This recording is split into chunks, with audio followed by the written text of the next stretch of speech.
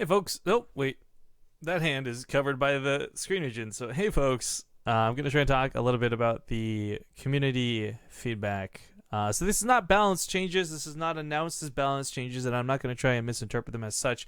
But there are some points on here that rather I find myself passionate about, we'll say, air quotes, and I would like to discuss and just get my thoughts out there. So, first off, I will say, just straight up before we get into this, I'm probably wrong in several points.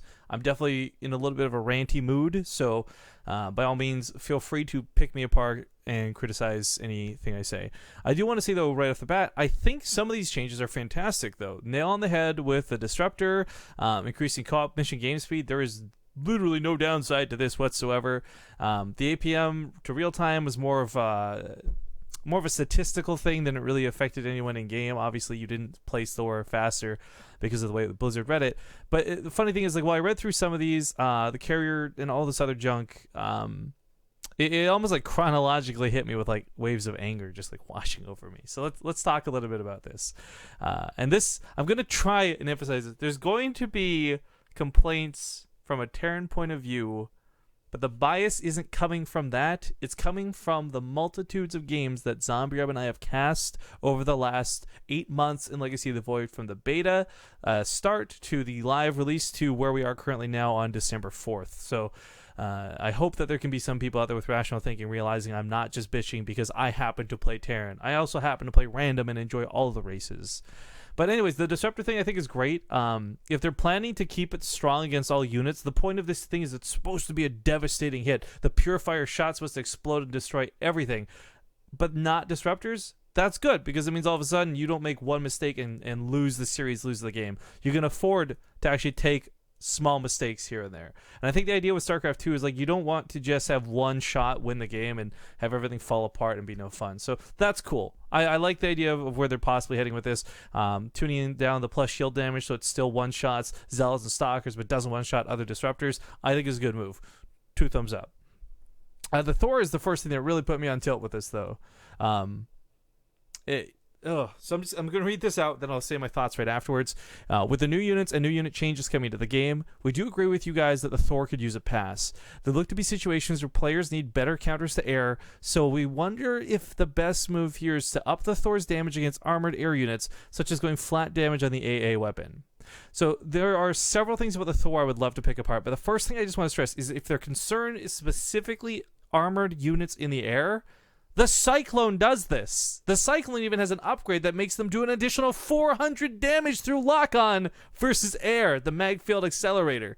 The problem I have with this is the point of view they have approaching this particular problem. So first off, Thor's actually used to have a really cool thing in Heart of the Swarm. They had a transformation mode. They've lost that in Legacy of the Void because they were originally replacing it with this ability to rebuild them on the battlefield, which I still think would be super cool, by the way. But that aside, they lost the ability to transform, where they literally would just like flex out more guns and have a single target instead of an area of effect target attack. Now, the problem with that was the single target damage never really outweighed the AoE that the light damage did. If they actually had that mode back and made that mode specifically better versus armored, that could be kind of cool. And I would hope that would be the direction they take it. So you have to pick and choose a little bit more so than just move your Thors through.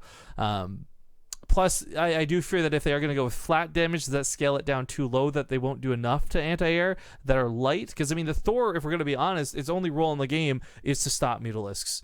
Provide a little bit of range if you're shooting Vikings in a TVT, but for the most part, it's that AoE clump damage that makes them so deadly.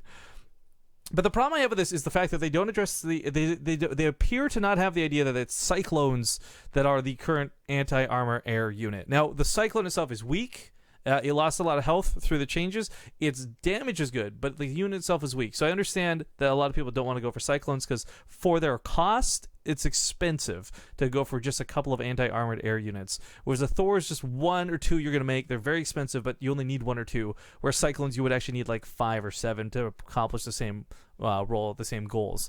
Now, the problem I have with this, though, and this really gets down to this further bit down here about Zerg's strength in general, is the fact that the reason you can't go Cyclones is not just because of their cost-benefit analysis, it's the fact that mech is dead in Legacy of the Void right now. There is no way to play mech whatsoever. The small exception to this, and the small exception I really want to emphasize here is we've had one player who's made mech look all right.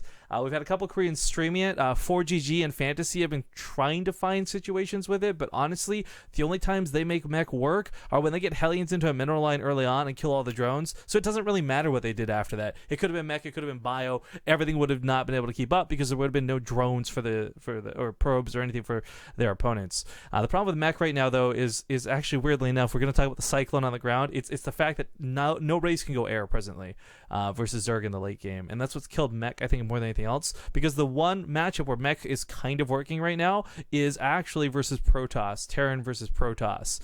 We actually had a really good example of this through several matches cast in the beta, Lily Canine versus Theo. They played almost like 5 different best of 3s in 5 different tournaments over the course of 2 weeks, and almost every single time one of those best of 3 games was mass battlecruisers versus mass tempests, and it was like a mech opener that went turtle style until you could get battlecruisers, and then you would see battlecruisers win really hard, then you'd see battlecruisers fail really hard. It was actually really cool, and I liked it. It was dynamic and awesome, and I love that the chance for that matchup to exist in the first place was available. But that's not an option versus Zerg right now. Now, I'll talk about why as we glance over these other ones, because it comes to the Zerg's strength. I put a post on Reddit a little bit snarky, but the thing I don't like about this is, however, in the highest level games that happened so far, granted there haven't been a large amount of games at the pro level, disagree, but what we're seeing is a bit different. And this is them starting to talk about strategies involving Ravagers and Lurkers, or at least referencing potential things like Ravagers and Lurkers. And people just, in general, the message says, haven't figured out the matchup. And that's fine, that's fair. But the problem I have with this is, it's not Ravagers, it's not Lurkers, it's not Corrosive Bile that needs to be nerfed, it's the fucking Viper. The Viper has single-handedly ruined everyone fighting against Zerg, period. Versus Protoss, you can't go Mass Phoenix. You can't even go Mass Phoenix to respond to Mutalisks, which are already a current issue in the matchup. For those who don't know, the metagame is pretty much one player tries to go Lurkers or Ravagers or whatever they like. Protoss tries to go everything on the ground to stop it, so massive mortals, their own disruptors, and it's usually a quick swap of 18 mutas that end games, and it's really disappointing to watch because it's not fun.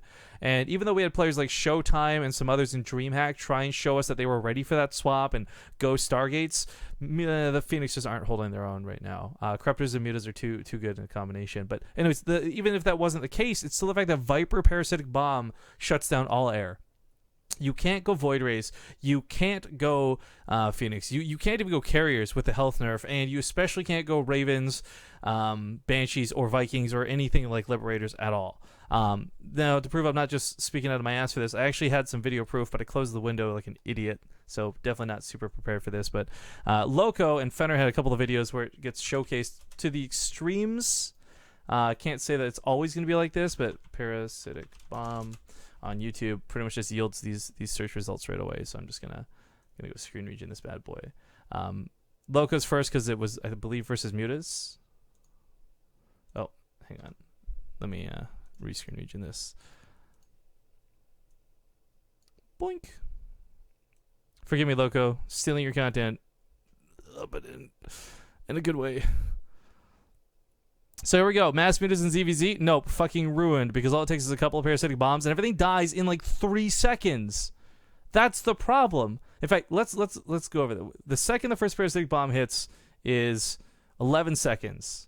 All the mutas die at 14. Now, I know you're supposed to be able to micro out of the way and move and split these units, but you have 3 seconds to do that and everything's dead. It's pretty ridiculous. He wasn't the only example. Fenner had good ones too. Fenner, again, forgive me, I'm using your video content really quick for an example. Mass Void Rays. They're fighting the Corruptors. You could argue the Corruptors are the bigger problem, maybe. Not actually the case, because it's going to be Parasitic Bombs to shut all this down. Skip forward here a little bit, because he has there we go. The Carriers, the Void Rays on Mass, everything here just gets trucked, because this ability is one of 2 area of effect abilities in the game that cannot be dodged, cannot be stopped. He's got another one further down the line. There we go, versus Phoenix. So you got some Phoenix, right? And this person he's playing against actually tries to split them too. So Parasitic Bomb hits at 54 seconds. He tries to split the Phoenix. They split. They still die at 57 seconds. 3 seconds again. 3 seconds and everything's dead. Parasitic Bomb, I think, is fine as an ability. The problem is it stacks. Not only does it stack, you can't dodge it. The only way to prevent Parasitic Bomb damage is simply not being in range in the first place. It sticks on a unit no matter how fast it is, whether it's an Oracle that's moving like Pum or Hyperflight Rotor Banshees, Pum, it stays on that unit. So that unit's guaranteed to take damage no matter what. Look at every other area of effectability in the game. They made it so you can dodge fungal growths. It's got a projectile. Seeker Missile, it locks on, but you can outrun it and move away from it. Storms don't even hurt. Like, they're a little bit of upfront damage, but you can actually walk out of it. The problem with the Parasitic Bomb is it kills you before you can walk out of it, and these are not units like Marines that have 35, 45 health type thing. These are units that are like Vikings and other things in the sky that have like 120, 140 health. Everything just dies. You don't have time to micro through it. So, well, it's like Rifkin, well, why are you getting on? What's the big deal with this? It shuts down any chance of going air whatsoever, which limits tech paths in other matchups, which means right from the start of the game, before you even have your opponent build his first drone, the threat of a Viper and Parasitic Bomb stops air, and you can't play it out. It sucks. There's even examples we're starting to see more and more frequently. It's still nothing close to common yet. Oh man, that sun's getting bright. It's nothing close to common yet where we're actually seeing it go down on Medivacs matched up with a couple Corruptors in the late game, and you have Terran armies that can't heal, they can't pick up, they can't retreat, mobility's limited, and that's not even mech. I just think that Parasitic Bomb is really silly right now, and it needs to be tuned and tweaked, and it just bothers me that they're looking at abilities like Corrosive Bile, they're looking at timings of lurkers, they're not looking at the core problem that literally writes off about a third of the game. You just can't go air. Liberators, right now, everyone's like, how do you deal with Ultras in the late game TVZ? Well, right now, the only answer is Ghost, because the better answer, Liberators aren't an option. You just can't go air, period. And it's not even just because of Vipers. You're going to have Corruptors and other things in the mix as well. So anyways, just frustrates me that this seems to be the direction they're going. Burrow change is not really that relevant to things I want to rant about. Carrier build time is something that's kind of cool. This actually gets a positive rating from me. It says, we believe that we overnerfed the carriers during the beta due to how strong carriers were with their new ability. We believe the stat nerf was good. However, we do wonder if we can reduce the carrier build time again so we can have more carrier play in Protoss matchups. We think the main cool factor of this unit is that it's rarely seen. So, one of the issues with this was the carriers originally had, I think it was like 300 health, and now it's 250. I can't remember off the top of my head. They also built in like 90 seconds or something really fast, and they had to increase it so it wasn't so good. And we saw, this was the worst part, because we were casting all this, we saw like the day this changed, players still trying to go carriers because that was the meta, and they couldn't even get one out in time to stop any amount of Zerg. So carriers fall flat in their face currently. I think reverting the build time back is good. The problem is, once again, I don't think they're looking at what the problem here is, because it wasn't a stat nerf of the carriers having too many health. It was the fact that the ability they gained in Legacy of the Void to unload their interceptors let them keep doing damage after they died, or after they retreated, or after they left the battle. Basically, when the carriers were no longer involved with the fight was still happening for them. So I think that maybe that's the direction they're going to go with it. Right now, the focus is obviously on health and build time, and that's fine. But I hope at some point somebody at Blizzard goes, you know what? I think the actual problem is blank, and realize, like, okay, it's not what they've been focusing on. Because killing the carrier, whether the carrier has 1,000 health or the carrier has 15 health, the point is, if they unload their interceptors once the carrier is dead, they still deal full damage as if the carrier was alive. And that's the biggest issue with the carrier as far as its damage goes. The pylon overcharge, I'm okay with. I don't have any positive or negative things to say about this. This was something we're going to have to see actually played out and changed. Increasing the energy, but also increasing the duration, and possibly tweaking the range damage to compensate. Right now, it is funny because if you have 4 pylons down and you put a photon overcharge, bim, bam, boom, boom. That's like 120 damage a round, as it's 30 damage a shot, but the range is limited and it lasts for almost no time whatsoever. So every player in the game sees that overcharge insanity, backs away, counts to like 10, and then goes back in. It really doesn't do much. And it's not very good at stopping Liberators either. So I'm actually pretty interested to see how that changes up. And the last thing is, like, I really hope we can see some cool stuff with the balance test maps. I know last year Nathaniel was trying to do some show matches. I've contacted Scion saying I would love to help and try and throw some tournaments here with some Blizzard's assistance or something. I mean, balance test maps are not going to be the premier thing that give BaseTradeTV 3,000, 5,000 viewers, and that's fine. But as long as we can help contribute to making the game a better game, so that when we do cast the real tournaments and we are bringing in 3,000, 5,000 viewers, that it's a better game to watch, whether you're a new player, someone coming back from the game, or just a current fan. I'm all for trying to improve StarCraft 2 in the scene. So, pardon my rant. I just really don't like the fact that they've completely neglected that. Like, they addressed the Thor without regard to mech. They've talked about Zerg, but in the wrong parts of the game, I feel. I just hope that if nothing else, this video helped me get my feelings out there so I feel less angry. But if this actually influences any change, that'd be really cool too. But yeah, if you guys want to see more Rifkin rants or something in the future, let me know. This was kind of a once-off thing. Have a good day, and see you guys later.